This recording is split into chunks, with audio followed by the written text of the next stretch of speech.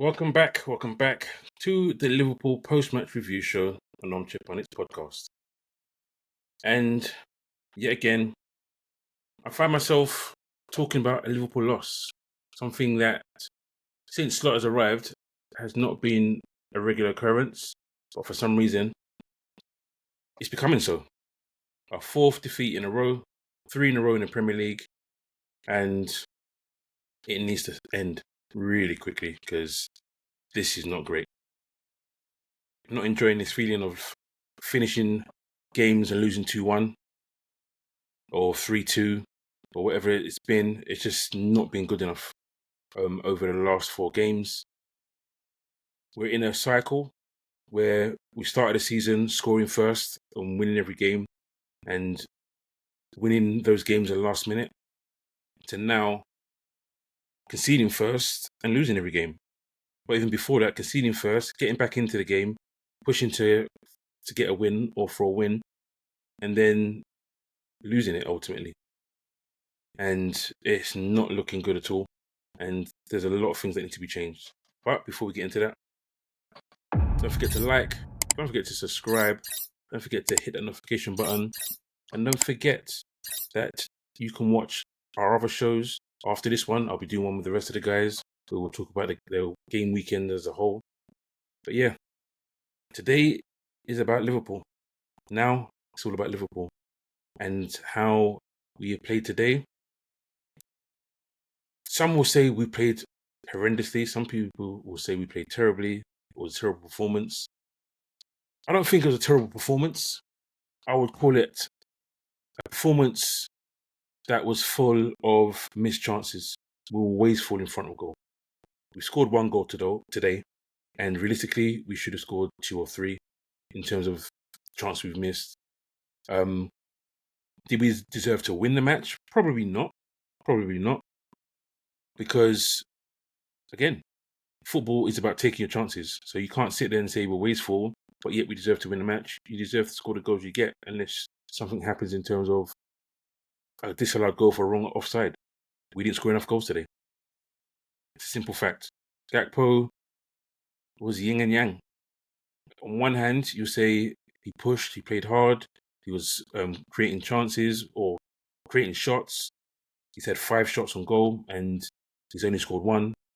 He's missed literally a glaring chance last few minutes of the game to get us a draw, which would have been deserved in my opinion. And he hasn't put it away. And we're sitting here now, or I'm sitting here now, and you guys are sitting here watching me, and you're probably just as upset as me. Some of you probably even more so. Because this is not historic, but it's a landmark loss. Man United hadn't won at Anfield in 9 years.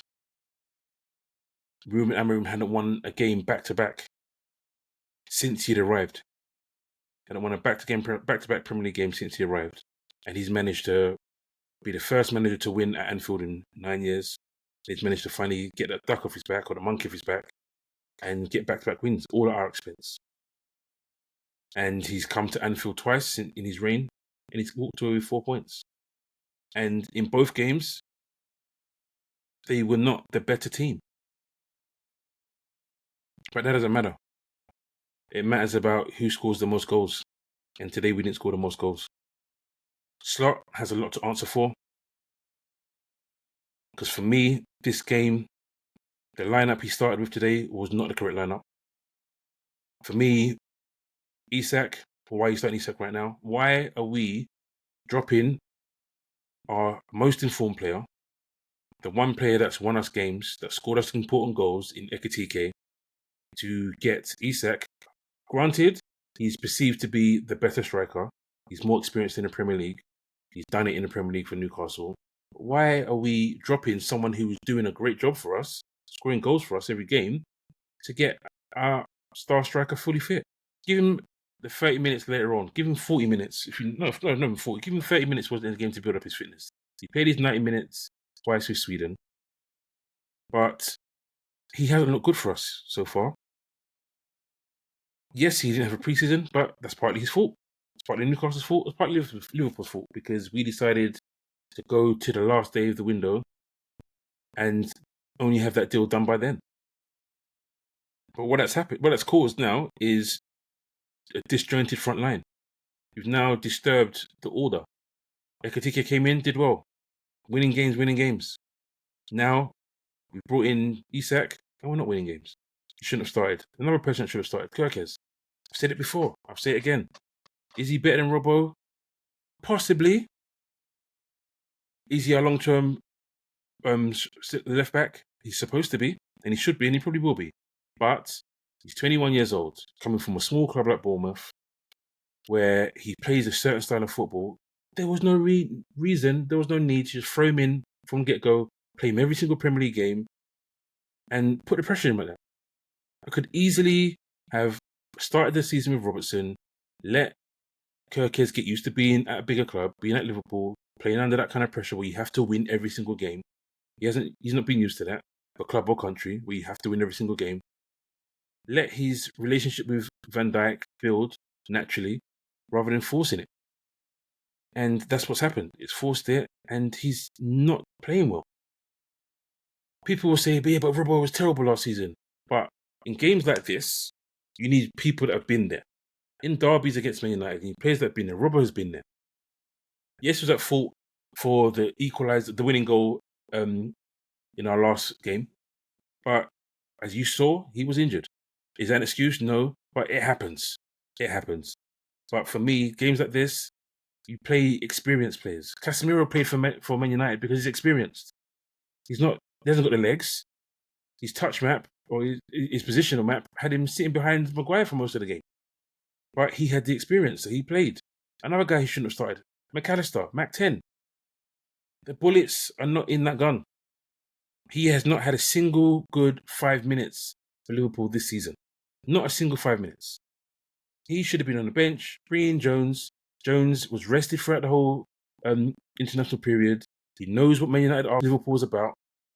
And he's ready. Play him. Mac Allister's not up to scratch right now. He's a fantastic centre midfielder, but he's not in form. So let him get form by being a sub. Stop playing your favourites slot, which is what it seems like he's doing. He's trying to play players into form, and it's going against us. What do you have against Chiesa? Chiesa is our second most informed attacker. Yes, Gakpo scored again, but in terms of threat, Chiesa is a threat every single time he plays for us. But yet, this guy cannot start a game unless it's the Carabao Cup. And even then, he got mad in the match. Then all of a sudden, next game, when everyone thought he should start in the Champions League, he had a mystery injury. Then missed that game and then was on the bench for the next game and didn't get on. Chiesa is a threat. Gets another assist today for Gakpo to score. Listen, there's a question out here. A very uncomfortable question that some people probably don't want to hear. Probably don't agree with, but they probably should.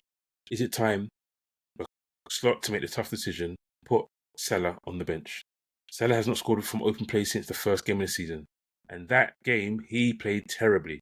But last second, he chased the ball down to the left, to the right back area for Bournemouth, cuts inside and gets a goal in like 95th minute. But his performances have been horrible. Every single Premier League performance has been horrible. So for me, I think it's time Chiesa can play right wing. Play him right wing. Gakpo, he's getting goals. He's creating chances. He's getting shots off. So it's hard to say just kick him out. But even himself, he probably shouldn't be a person that's starting every single game. That's not him right now. That's not us right now. He was so good last year because he's rotating. He was in and out. He was able to try and prove himself. And yes, he's scoring goals for us. So some may say you're being harsh on Gakpo. But we have a flying fullback in Kirkes who he never seems to pass the ball to. He likes to cut inside. Then cut inside sometimes, but then play the ball to Kirkes down the wing. So he can do his normal style of football. He can play his normal game. But listen, today was not good enough. Absolutely not good enough. And there's so many players out of form. Slot is out of form. Signing new players can take time in terms of them gelling. It doesn't always click straight away, and it's showing that it's not going to click for us straight away. So Bosley always seems to find himself a right back. You're denting, in my opinion, I could be wrong, I'm not a professional coach, but in my opinion, you're probably denting the confidence of Conor Bradley, of Frimpong, because you're pushing a centre midfielder, the number 10, in Szoboszlai, into their position. Thankfully, it wasn't from the start today, but I said to one of my friends today before kickoff, one thing you can guarantee is that Szoboszlai will play right back today. And I phoned him, and he laughed. And that was it. He laughed. I know what you're going to say. Did he play okay there? Well, the goal they score, it's way further before the actual goal happens, but he's not a right back. So in that position, it's alien to him. And he makes the decision to throw it back to the goalkeeper rather than throwing it up the pitch. Goalkeeper then hoofs it in the air, puts his arms in the air like, why did you give me that ball? I didn't want it. Man United attack, head of the ball, pass it wide. Then he loses the battle. Szoboszlai loses the battle with Cunha. They get a corner.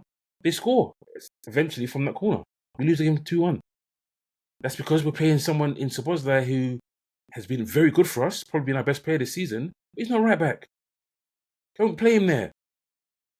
You've got Szoboszlai and you've got Frimpong on the pitch at the same time, and you're playing Szoboszlai right back and Frimpong right wing. No. You had Kaiser on the pitch. Kaiser is a right winger. Put Kaiser right wing. Put Frimpong right back. Put Szoboszlai in the middle where he's he's used to playing. That's what should be happening. It's all a mess. And Slot needs to fix it. Because what we're seeing right now is unacceptable. Liverpool should not be losing 4 games in a row. Liverpool should not be losing 3 Premier League games in a row. That should not happen. Home games, you can lose every now and again. But against a team who is fighting, scraping, they haven't won an away game this season. We've gone and given it to them. Give them that confidence. But listen, I can go on and on, but I'm not good enough today. I'm going to quickly go through the play ratings. I'm not going to go too much into depth for it because I don't want this to be a long podcast. But I'm sure you all share my disappointment, my annoyance, even bordering on anger on what we saw today. Listen, again, it wasn't a horrible performance. We had shots that we should have scored. I normally do the stats in first half, second half, but this time I'm only going to do the stats just as a whole. 64% possession for Liverpool, 36 for Man United. Expected goals for us at XG was 2.75. Man United had 1.34. 19 shots on goal total for us, 6 on target, 12 for them, 4 on target. 5 big chances, 4 missed. They had 5 big chances, 3 missed. Accurate passes, 408 for us, 200 for them. Listen, we had more than enough opportunities to score for this game to be a draw. Even to win. Would it be a fair win? Probably not, but who cares if it's fair or not? But this game should not have been a loss. This game was lost because Slot got it wrong to start off with. This game was lost because also the players couldn't finish their dinner, and that's been happening. Listen, our set pieces are horrible right now. Last season, we conceded 4 set piece goals the whole season, 38 games. We really conceded 5 this season. And we're only 8 games in. Something needs to be fixed. Something really needs to be fixed. But like I said, I'll move on to the play ratings. I'll go through it quickly. I won't give reasons for all of them because most of them are self-explanatory. But Mamardashvili, nothing you can do about either goal. I've given him a 6. Conor Bradley, again, I don't think he probably should have been taken off 62 minutes, but he needs to improve. He's got a 6 he's got a 6 as well. Kanate, 6.5. Wasn't terrible, but still doesn't look like imperious Kanate we normally see. I've given Van Dijk first goal we've conceded, partly his fault. He injures our player, goes in, but then when he's running back, he doesn't even see, in my opinion, in Burma. He's too busy telling Kanate to pick up a runner, and doesn't notice that he's got a runner running behind him, and then we concede. So for me, I've given him a 5.5. Kirkes, again, 5.5. Just not gelling well. Being that third centre back, sometimes coming in, it's not his game. Slot, he'd use him properly. Gravenberch, no, wasn't his greatest performance. Gets injured, he gets a 6. Mac Allister gets a 5. Wasn't good, man. Wasn't good. So I move on to Szoboszlai. Thought he was okay today. he gets a 7. Gakpo, again, gets a goal, but misses loads of chances. He gets a 7. I move on to Salah.